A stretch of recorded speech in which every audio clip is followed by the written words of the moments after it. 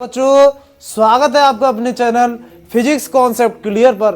बच्चों हमने एक ऐसी नई शुरुआत की है, ऐसे बच्चे जिन्हें फिजिक्स में कॉन्सेप्ट और डेरिवेशन उनकी समस्या बनी हुई है, तो यहाँ से पढ़ने के बाद बच्चों आपकी ये समस्या हमेशा हमेशा के लिए अब दूर होने वाली है। जैसा कि बच्चों आपको पता है कि अब आपके यूपी बोर्ड के 12th के एग्जाम होने में सिर्फ 2 महीने शेष है बच्चों। तो इन 2 महीनों में हम फिजिक्स की किस तरीके से स्ट्रेटेजी बनाएं जिससे हम बेहतर रिजल्ट प्राप्त कर सके। जैसा कि बच्चों हम जानते हैं कि हमारा जो थ्योरी वाला पोर्शन होता है लगभग 35 से 40 नंबर का पोर्शन होता है फिजिक्स में। 70 नंबर में से 35 से 40 हमारे सिर्फ डेरिवेशन और थ्योरी आती है। तो यहाँ पर हम आपकी डेरिवेशन और थ्योरी को इतना बढ़िया और मजबूत कर देंगे। अगर यदि आप हिंदी मीडियम के बच्चे हैं और फिजिक्स से आपकी समस्या बन रही है तो अब निश्चित हो जाएगी, अब आपकी फिजिक्स में कोई भी दिक्कत आने वाली नहीं है। तो बच्चों हमने कल एक कूलाम का नियम आपको बहुत अच्छे से समझाया था। अगर आपने वो नहीं देखा है तो जाइए वीडियो में और देखिए। उस वीडियो को देखने के बाद फिर दोबारा से आपको कूलाम का नियम समझने की जरूरत नहीं पड़ेगी। आज हमारा टॉपिक है बच्चों विद्युत आवेश। तो इस विद्युत आवेश को हम बच्चों किस तरीके से बहुत ही आसान शब्दों में इस तरीके से आपके सामने प्रेजेंट करेंगे कि विद्युत आवेश आपको फिर कहीं पढ़ने की जरूरत नहीं पड़ेगी। तो चलिए बच्चों आएगा हमारा लेक्चर नंबर 2, फिजिक्स का लेक्चर नंबर 2। अपने सेशन को स्टार्ट करते हैं। तो बिना टाइम वेस्ट किए हुए आप ध्यान से कॉपी पेन लेकर बैठ जाइए और समझिए। तो बच्चों पॉइंट है हमारा विद्युत आवेश। अब विद्युत आवेश है क्या ये, तो बहुत ही ध्यान से समझना है आपको। यहां मैंने देखो इतना लिखा हुआ है, इसे आपको अच्छे से समझना है। किन्हीं दो वस्तुओं को आपस में रगड़ने पर एक विशेष गुण उत्पन्न होता है जिसके कारण वह वस्तु अन्य वस्तुओं को या कणों को अपनी ओर आकर्षित अथवा प्रतिकर्षित करती है। वस्तु का यही गुण विद्युत आवेश कहलाता है। तो देखो कैसे समझेंगे, मैं आपको एक एग्जांपल के तौर पे समझाता हूं। जैसे बच्चों मान के चलिए आप कभी प्रैक्टिकल करके देख रहे हैं। जैसे मेरे हाथ में ये मार्कर पेन है, ये क्या है, मार्कर पेन है, या हमारे हाथ में कोई कलम है। तो इस मार्कर में, इस पेन में कोई भी इस वक्त आवेश नहीं है। कैसे हमें पता चलेगा कि इसमें आवेश नहीं है? जैसे इसमें कोई आवेश, इस वक्त कोई आवेश नहीं है, हमें कैसे पता चलेगा? इस पेन को मिट्टी के छोटे छोटे जो कण होते हैं उनके पास ले जाइए आप, और उससे कणों को, इस पेन को मिट्टी कणों से आपको स्पर्श नहीं कराना है। क्या नहीं कराना है? टच नहीं करना है। दूर से, थोड़ा सा दूर से आपको ऐसे दूर रखना है। यदि मिट्टी के कण इस पेन से चारों ओर स्पर्श हो जाए टच करने से, तो समझिए इसमें आवेश है। अगर मिट्टी के कण से अपनी ओर आकर्षित नहीं करते हैं तो आवेश नहीं है। अब आवेश उत्पन्न कैसे होगा? जैसे ये पेन है, इस पेन में को मैं अपने सिर से रगड़ू या कोई भी दो वस्तुएं बच्चों जब आपस में रगड़ी जाती है, कोई भी दो वस्तुएं बच्चों जब आपस में रगड़ी जाती है, जैसे मान के चलिए मैं आपको एग्जांपल देता हूं कि ये मान के चलो एक छड़ है। क्या है? ये एक छड़ है, और दूसरी छड़ हमने ये ले ली, ये हमारी दूसरी छड़ है। ये हमारी 2 छड़ें हैं बच्चों, पहली छड़ और दूसरी छड़।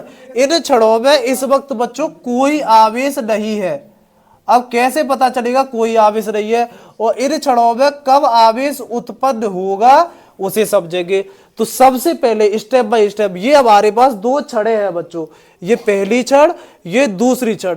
इन दोनों छड़ों को मारे चलिए, ये दो छड़ें लोहे की है या किसी भी पदार्थ की है। तो जब इन छड़ों को आपस में रगड़ा जाता है, आपस में जब इन छड़ों को तुम रगड़ोगे तो रगड़ने पर क्या होगा, इनमें बच्चों एक विशेष गुण उत्पन्न हो जाएगा। एक विशेष गुण, किन्हीं दो वस्तुओं को, देखो अब यहां से समझे, किन्हीं दो वस्तुओं को जब आपस में रगड़ा जाता है तो उनमें विशेष गुण उत्पन्न हो जाता है। तो इन दोनों छड़ों को, जब लोहे की छड़ों को जब आपस में रगड़ा जाएगा तो रगड़ने पर क्या होगा कि अब आप इन दोनों छड़ों को मिट्टी के कणों के पास ले जाना है और आपको उससे टच नहीं करना है। तो आप क्या पाओगे कि ये दोनों छड़ें उन मिट्टी के कणों को अपनी ओर इस क्षण पर मिट्टी के कण स्पर्श हो जाएंगे, यानी इसे छू जाएंगे। ये क्षणों को मिट्टी के कण, जो धूल के कण है, वो इसे स्पर्श कर लेंगे। क्या कर लेंगे? स्पर्श कर लेंगे। क्या करने पर? रगड़ने पर। यदि इन दोनों क्षणों को आपस में रगड़ा जाता है तो रगड़ने पर ये दोनों क्षणें मिट्टी के कणों को अपनी ओर आकर्षित कर लेगी। तो इसका मतलब है कि दोनों क्षणों में बच्चों आवेश उत्पन्न हो गया। क्या उत्पन्न हो गया? आवेश। अगर रगड़ने के बावजूद भी यदि मिट्टी के कणों को ये क्षणें स्पर्श ना करे तो इनमें आवेश नहीं माना जाएगा। तो आवेश क्या होता है? किसी भी दो वस्तुओं को आपस में यदि रगड़ने पर वो दूसरी चीजों को अपनी ओर या तो आकर्षित करे। आकर्षित का मतलब होता है आकर्षित। देखो, आकर्षण का मतलब होता है बच्चों खींचना। आकर्षण का मतलब है खींचना और प्रतिकर्षण का मतलब है दूर हटना। दूर हटना। ध्यान से समझेंगे। तो किन्हीं दो वस्तुओं को आपस में रगड़ा जाए, या पेन को, कलम को तुम अपने सिर से रगड़ कर देखोगे तो रगड़ने पर बच्चों क्या पाओगे? अपने सिर से रगड़ने पर पाओगे। और आप कागज के छोटे छोटे टुकड़े कर लेना तो क्या होगा कि पेन को जब आप सिर से रगड़ोगे तो कागज के छोटे छोटे टुकड़ों को पेन जो है अपनी ओर खींच लेता है। कागज के छोटे छोटे टुकड़ों को पेन क्या कर लेगा? अपनी ओर खींच लेगा। क्या करने पर? रगड़ने पर। तो यानी पेन में, कलम में आवेश उत्पन्न हो जाता है। यदि पेन को आप बिना रगड़े कागज के टुकड़ों पर, यदि पेन को बिना रगड़े कागज के टुकड़ों पर आप स्पर्श कराओगे तो वो पेन या कलम कागज के टुकड़ों को अपनी ओर नहीं खींचेगा, तो उसमें आवेश नहीं है। बात समझ में आ रही है?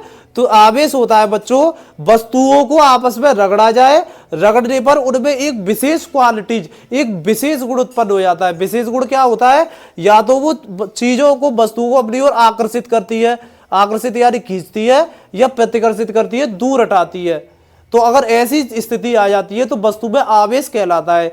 जैसे लोहे की दो आबनूस की दो छड़ होती है। आबनूस की दो छड़ों को यदि आपस में रगड़ा जाए तो क्या होता है कि छड़ों पर आपस में रगड़ने पर वो धूल की मिट्टी के कण उस आबनूस की छड़ों पर चिपट जाते हैं, स्पर्श हो जाते हैं। तो यानी उन छड़ों में आवेश उत्पन्न हो जाता है। किसी भी चीज को रगड़ने पर अगर वो धूल मिट्टी के कण उससे रगड़ने के बाद अपने आप स्वतः उससे टच हो रहे हैं, स्पर्श हो रहे हैं, तो उनमें आवेश उत्पन्न हो जाता है। इसे कहते हैं बच्चों आवेश। बात समझ में आ रही है?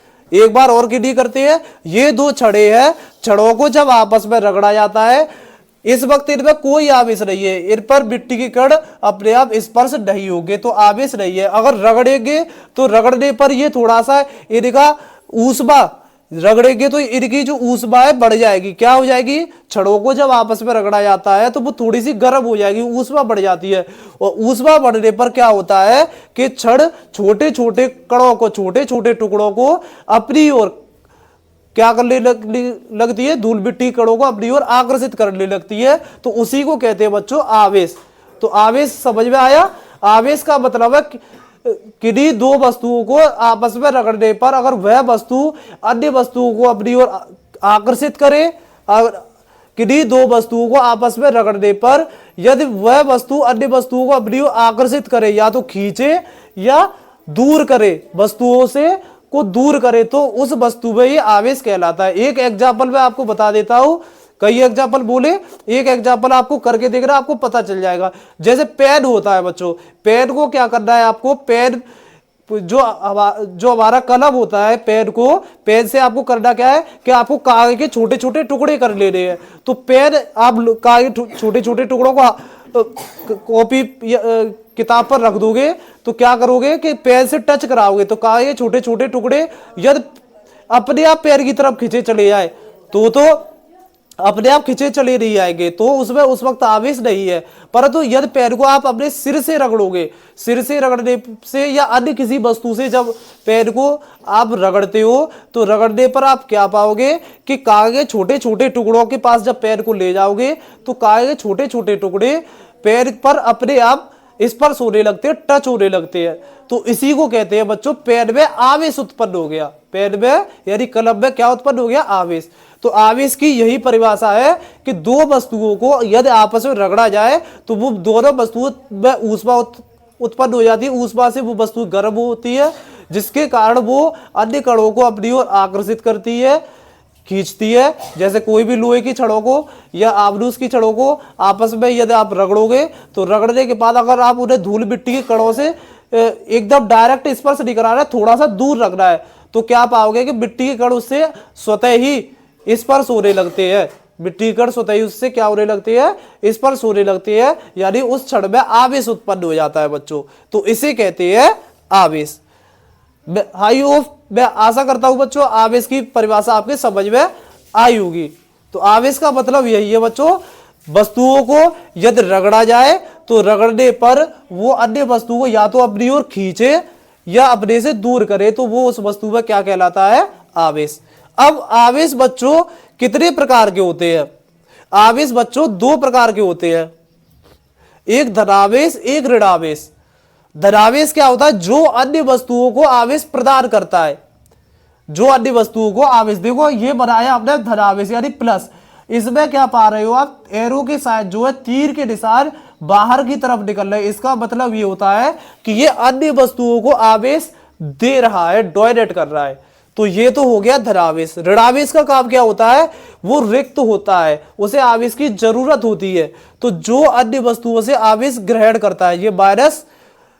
तो जो इसमें देखो एरो के निशान, दोनों के अलग अलग चित्र बने हुए हैं।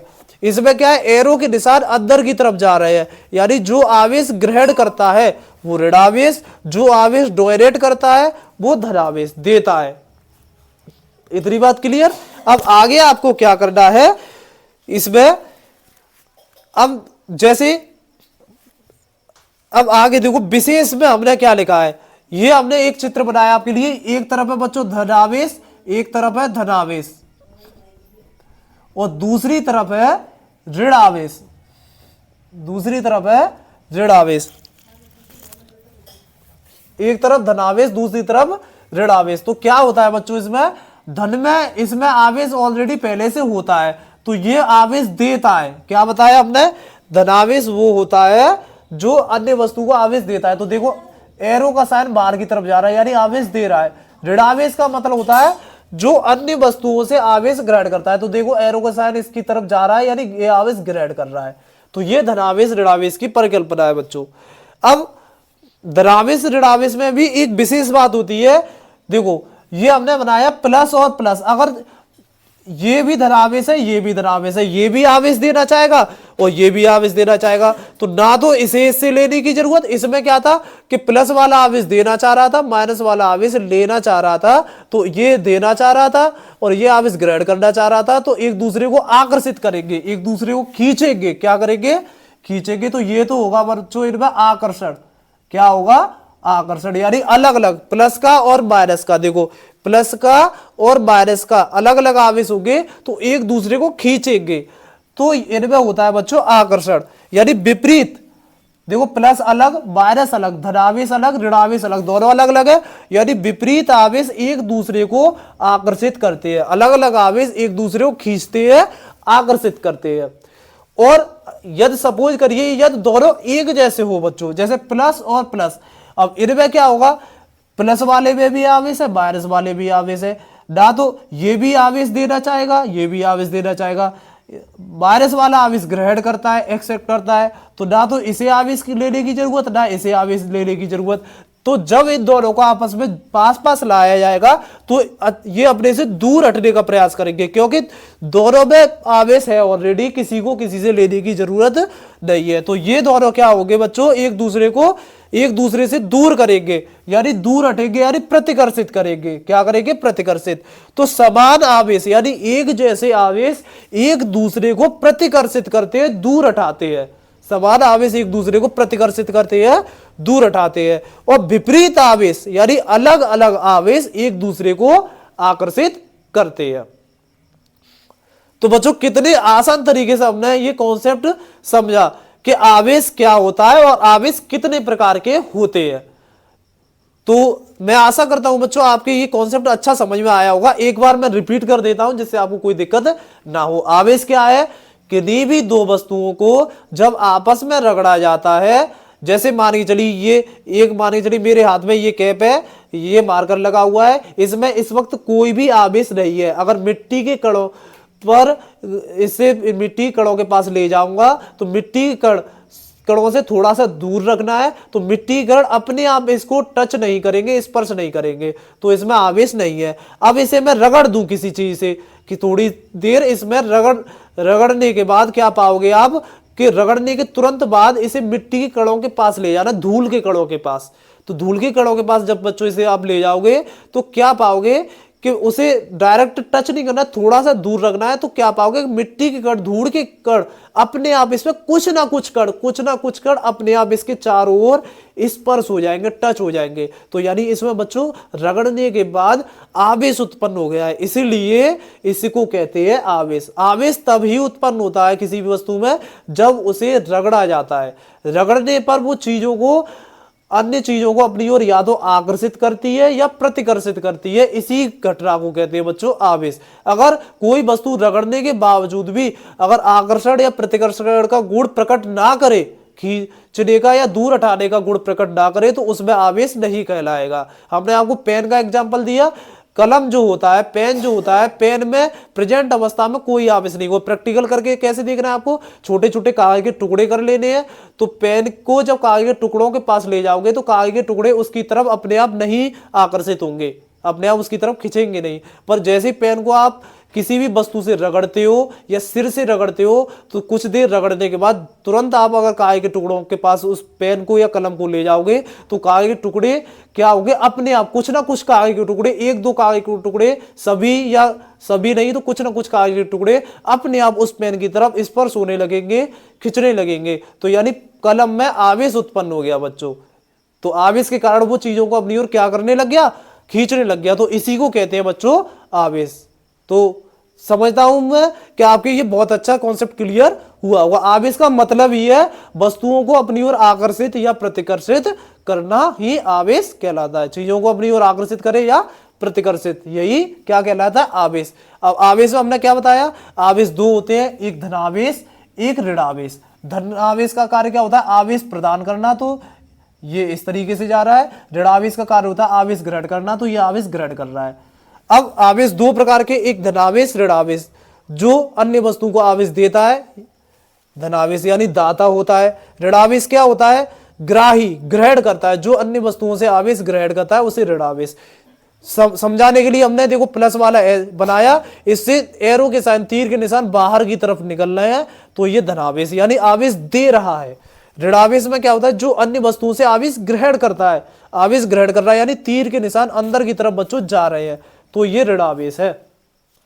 अब क्या करना है आपको, इतनी बात क्लियर हुई होगी। फिर इसके बाद एक विशेष हमने लिखा है कि विशेष में क्या लिखा है हमने कि समान आवेश एक दूसरे को प्रतिकर्षित करते हैं। समान आवेश जैसे और विपरीत आवेश एक दूसरे को आकर्षित करते हैं। पहले विपरीत वाले को समझते हैं। विपरीत में क्या, एक प्लस वाला आवेश एक माइनस वाला आवेश। प्लस वाला आवेश धनावेश आवेश देता है और माइनस वाला आवेश ग्रहण करता है, उसे आवेश की जरूरत होती है।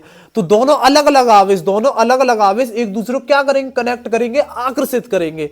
तो ये आकर्षित करते हैं दोनों एक जैसे आवेश, समान आवेश हो। जैसे ये भी प्लस का और ये भी प्लस का, ये भी आवेश देना चाहेगा, ये भी आवेश देना चाहेगा, ना इसे आवेश लेने की जरूरत ना इसे आवेश लेने की जरूरत, क्योंकि प्लस वाला दाता होता है। तो दोनों में से कोई आवेश नहीं लेगा तो दोनों एक दूसरे से दूर भागेंगे, प्रतिकर्षित होंगे। तो समान आवेश एक दूसरे को क्या करते हैं, प्रतिकर्षित करते हैं। विपरीत आवेश एक दूसरे को आकर्षित करते हैं। ये विपरीत आवेश है, एक प्लस वाला एक माइनस वाला, ये आवेश देना चाहेगा, ये आवेश ग्रहण करना चाहेगा। तो ये एक दूसरे को क्या कर लेंगे बच्चों, आकर्षित, यानी ये आवेश इसे देना चाहेगा, ये इससे ग्रहण करना चाहेगा, तो एक दूसरे को खींच लेंगे, कनेक्ट कर लेंगे।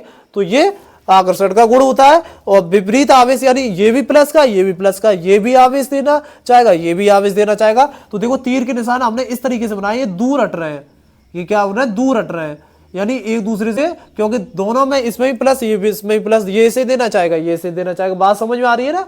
दोनों एक दूसरे को आवेश जब प्रदान करना चाहेंगे, एक दूसरे को आवेश देते हैं, तो देने की अवस्था में कोई किसी से लेना नहीं चाहेगा, तो दूर भागेंगे। तो यही होता है प्रतिकर्षण। आई बच्चों बात समझ में।